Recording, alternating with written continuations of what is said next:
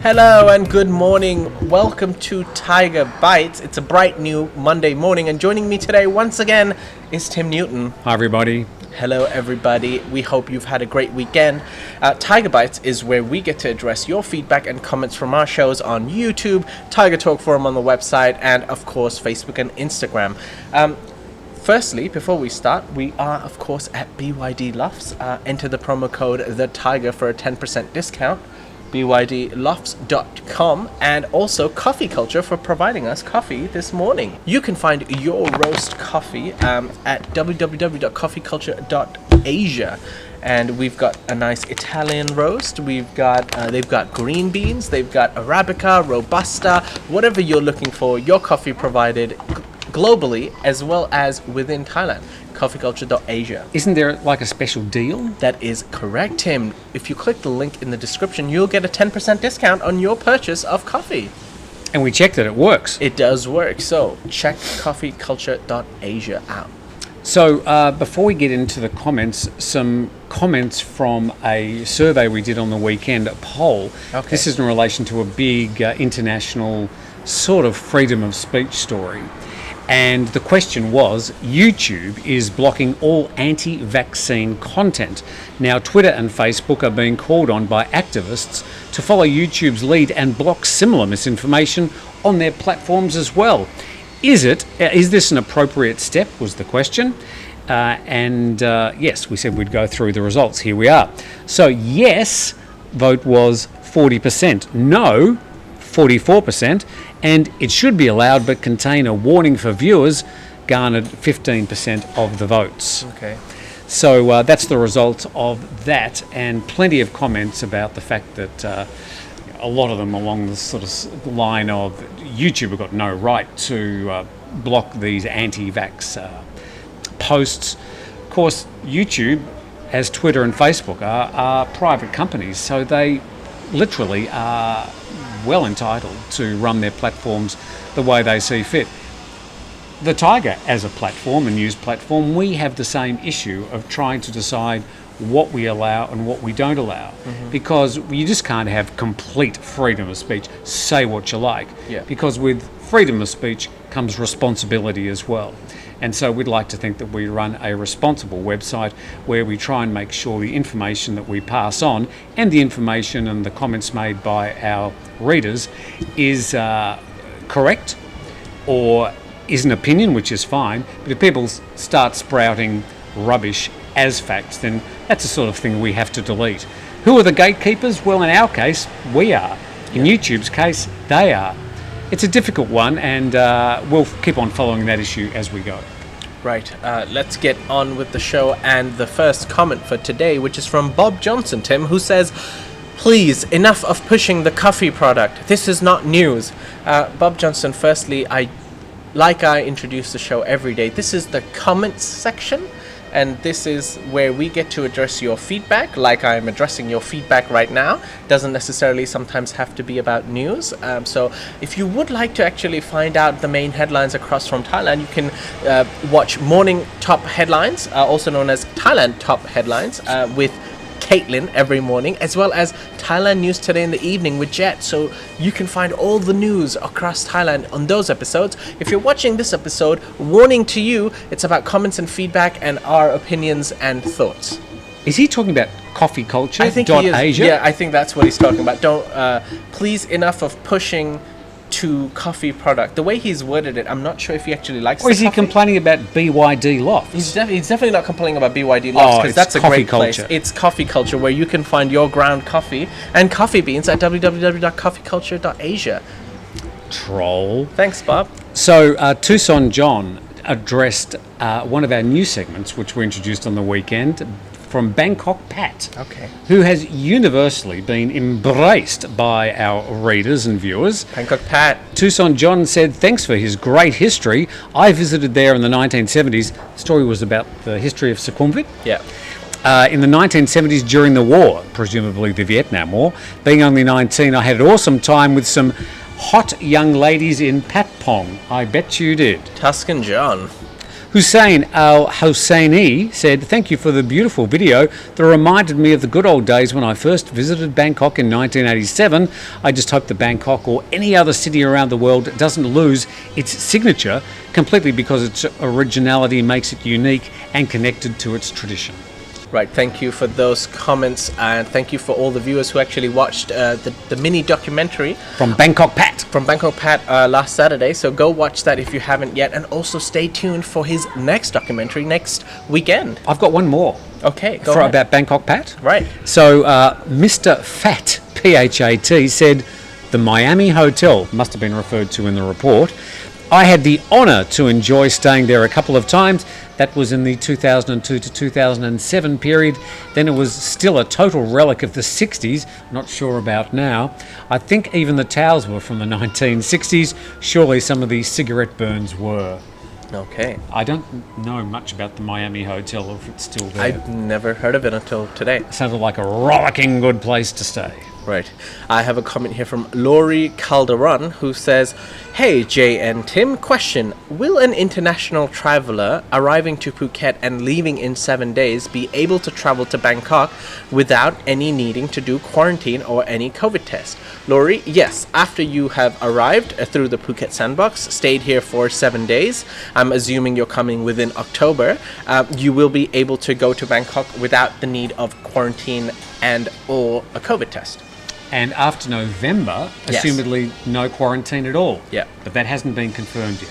Stay tuned for that. Don't get excited. Yeah, you can find the latest information on thetiger.com. Mr. Know-It-All, who apparently knows it all, says the changes are not going to help at all. And they're talking about the changes in quarantine times and things. Okay. May as well face the fact that tourism is not going to return until the restrictions are completely lifted and the certificate of entry process as well. The masses are just not going to do all of this He knows what the masses want. because he's Mr. Know-It-All. Right. I've got a comment here from Resolute Wealth Specialist who says the easiest way to look like a fool in any sort of figure projection is to overpromise and underdeliver. Or should we just call this the Thai way? Would be perhaps referring to the projections from the Tourism Authority of Thailand. Yes. Who have suggested there's going to be They're going to target 1 million new tourists. And to the end of the first quarter next year. That's correct. Pretty much the end of the high season. And yes, they are fairly optimistic. And Mr. Wealth Specialist here thinks that they will underdeliver. So we'll have to wait and see. All the best to the TAT. I hope they do attempt and get close to that number at least. Is it possible? Right. So Malcolm Crick says, glad to hear all the street vendors are doing well without the tourists, but pretty sure that's not the fact. Well, have been a story on Thailand News Today with Jet on Friday about street vendors. This person suggesting that the street vendors couldn't possibly survive without the tourists. I've got some news for you, Malcolm Crick. Thai people, some 70 million of them, love the street vendors and the street food, and they, certainly in most parts of Thailand, are by far the majority of customers. So another thing to say about street food is go for it. When you come here, enjoy the street food. It's universally... It's what it's all about. Yeah. It's great food. I've heard of very few cases of food poisoning and stuff. And just as with anything, if something looks it's been sitting out in the sunshine for a few hours, you can make that decision yourself. But generally, when you're here, definitely try some street food. Right. I've got a comment here from Gareth who says, I would love for Tim to sit down and do an interview with someone from the TAT. Well, Gareth, I can tell you that yes, we have tried to get an interview from the head of TAT, and Tim has a very nice story to tell you about that. Well, what happened is we tried during the introduction of the sandbox, we had the TAT and the governor visiting Phuket quite a few times. The governor, Yuttasak... Kun Yuttasak Supasan. Okay, so we said, well, if he's in Phuket, let's try and interview him. So we tried through some of our people like Bill and Sumi, who have got ins with the TAT, to try and get a direct interview with him. We thought, we could just pop in and get the microphone after one of his meetings, spend 5 minutes with us. we got a polite reply from them saying, we'll give you an interview with the Deputy Assistant Marketing Manager for South Africa. Well, it's someone from the TAT. Like, down the line, who I thought, well, that's a very polite Thai way of saying no. So we're still looking forward to our interview with the governor of the TAT at some time, because we've got some serious questions to ask him. How do they make these estimates? What formula do they use? Why do they wildly inflate their speculation and their estimates, which end up making them sort of look silly when they always fall way short of their estimates? As I predict this estimate of 1 million visitors to Phuket before March next year, it's just not going to happen. I hope I'm wrong, but I can't see it happening. Right. We have another question here from Lord Quas, who says, Jay, it's economics, not economics. Did you pronounce economics incorrectly? Is it not economics? Economics. How do you say it? Economics. Economics. Why can't you say why can't you say economics? Oh, Jay. No. Economics. We're going to have to reprogram you. We're going to have to unplug you and delete everything and upload again. Right. Lord Quas, thank you for that. Economics. So it has nothing to do with like different... Echo. Nothing to do with ecotourism. Yeah. Economics. I just say it too fast. Economics. Economics. Thank you. Economics. Dave Gilmore says, this return to normality feels like eternity. This word normality has appeared again, and people keep talking about the new normal. This isn't a new normal. Everything that happens after the pandemic is just going to be new. Take the word normal out of it. Any reversion back to tourism the way it used to operate, a lot of different industries, things are going to be very, very different.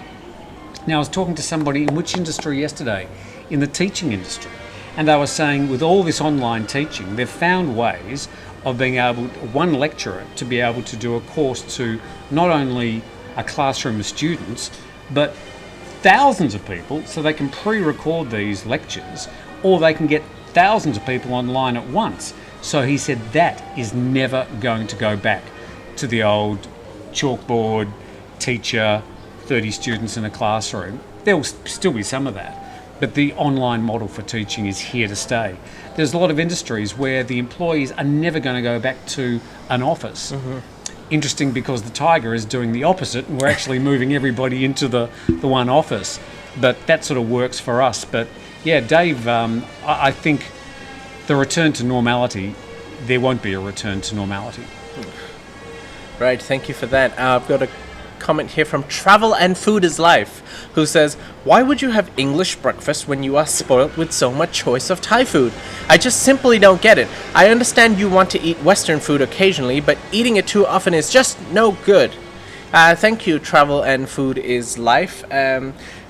I'll give you my opinion. I've been here for 20 years, and yes, I love Thai food, but I also like a nice English breakfast. Why not?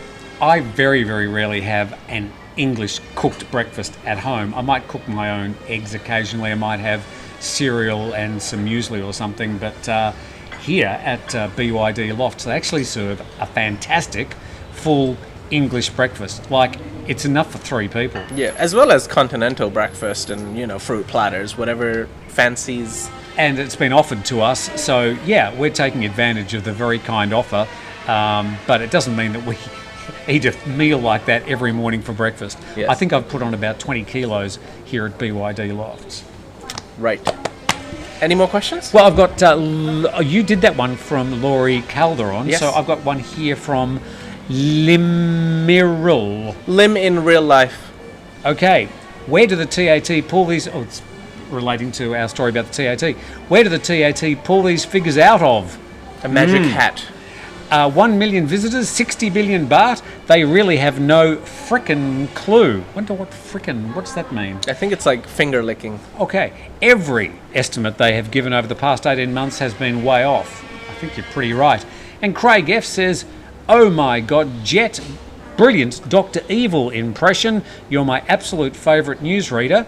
Here's a bit of Jet doing his Dr. Evil impression. Thailand expects Phuket to welcome 1 million foreign visitors in the next 6 months. So there you go, Jet being Dr. Evil. I don't think you can look forward to a wall of impersonations from Jet. I'm not sure what encouraged him to do that, but He went for it. It was a Friday evening. he's mixing it up on Thailand News Today. Right. My last comment here is from Brock, who says, "Why do people in Thailand back into parking spots? It takes them so much longer to back in than it would take to just pull into the stall. Is there some kind of logic to this?" Now, I was talking to Tim before we started the show that I understand why Brock is asking this. It would be so much simpler to just go, park Drive in. and then, but when you're leaving, you'd still have to reverse out. Now, my theory was that in general, when we are parking, I think people are fairly decent in parking here. People always try to back in and park the car. You think people's reverse parking is decent?